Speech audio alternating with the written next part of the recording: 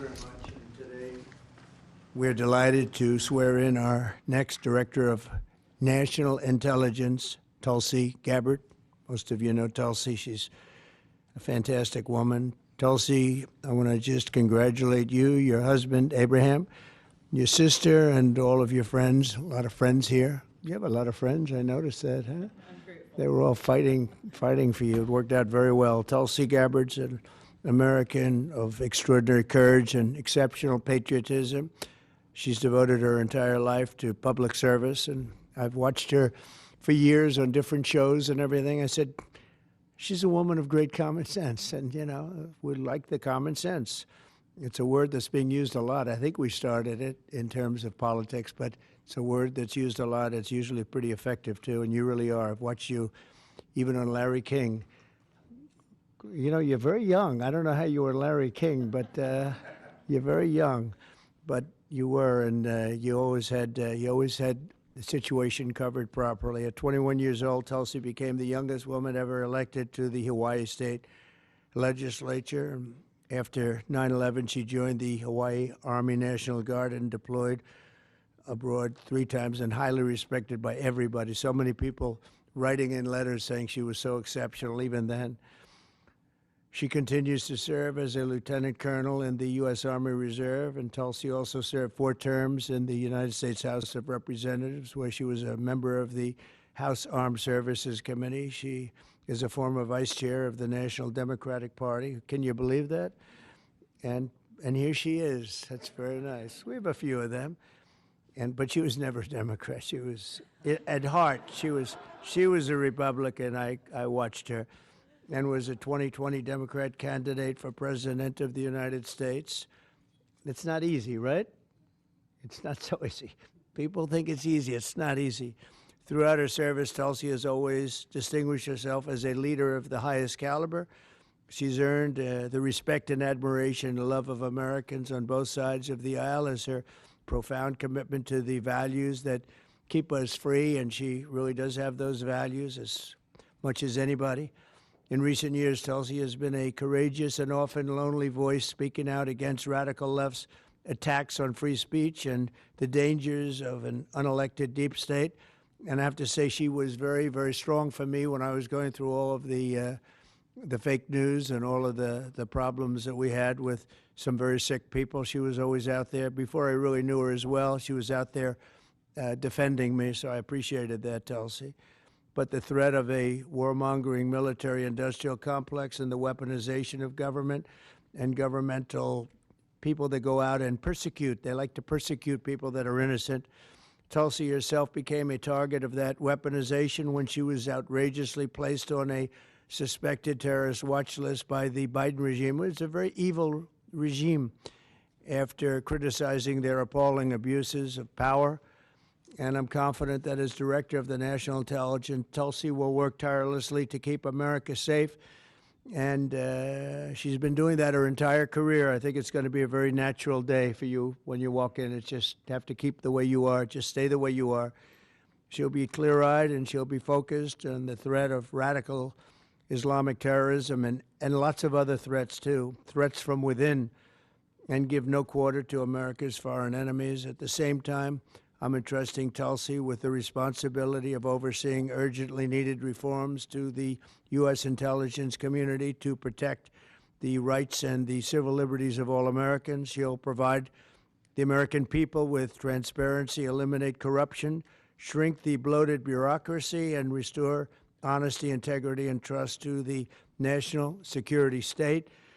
There's only one thing I can say, that there's nobody like her for this job. This was a very easy one for me. She was recommended by some of the top people in that world. It's a little world, you know. It's a little smart world. It sometimes can be an evil world when the wrong people are there, but we have the right one. She's had so many great recommendations. I would say Pam was right up there with her, Pam Bondi. She had a lot of I know her a little bit better, and you're doing a fantastic job after about 3 or 4 days, right? You've had a lot of experience, but you've never seen anything like this, Pam. But you're going to do fantastic as the Attorney General. Fantastic. So thank you and congratulations. We did this with Pam a few days ago, and this is again my honor. So congratulations to Tulsi, and I think Pam is going to administer the oath, and when she does that, I'll sign your new certificate. Good, thank you. Thank you very much, everybody.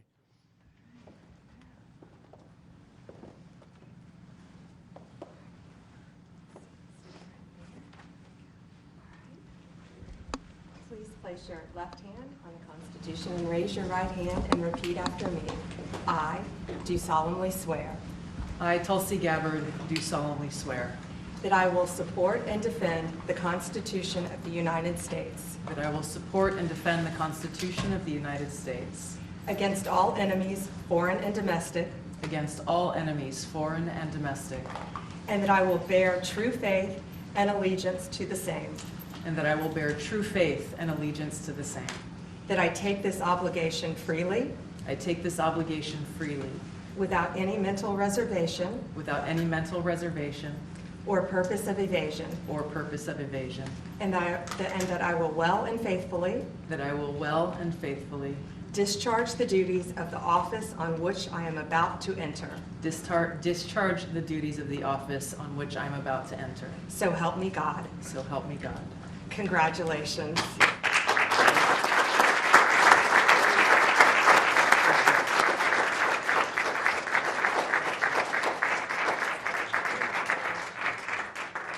That's great. Thank you. It's a big deal. Thank you. Okay. How is the Oval Office looking? A little different look, right? It's the Oval Office. Easy. Yeah, we got a good one here.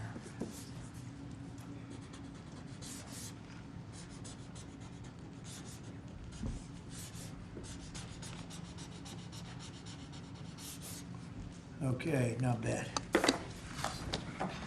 Ready? I'll stand up there. I think we'll do it right here. Come on over here, Abraham.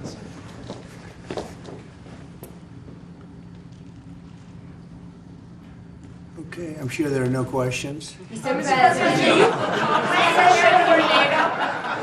when and where will you be with You know what, I'd like to have Tulsi say a few words first, and we could answer a couple of questions, okay? Good. Leave that.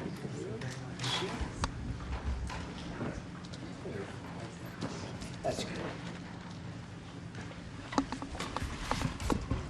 Mr. President, first and foremost, I just want to say thank you from the bottom of my heart for the trust that you have placed in me to fulfill this critical position as Director of National Intelligence at any time, but specifically during this time. Unfortunately, the American people have very little trust in the intelligence community, largely because they've seen the weaponization and politicization of an entity that is supposed to be purely focused on ensuring our national security.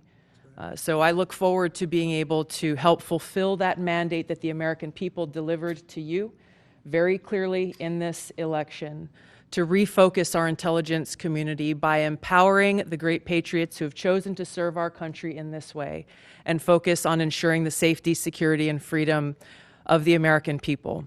As you've said, Mr. President, this is what I've dedicated my life to, and it is truly humbling to be in this position, to serve in your administration, help to rebuild that trust, and ultimately to keep the American people safe. Last thing I'll mention, that in your National Prayer Breakfast speech, you made a statement about your legacy of wanting to be remembered as a peacemaker. I know that I can speak for many of my fellow service members who are here today, veterans, Medal of Honor recipients, how deeply that resonates with us.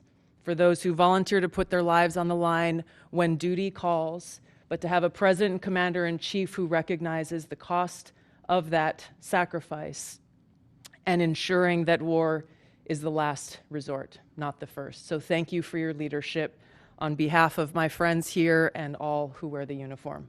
We're grateful. Thank you.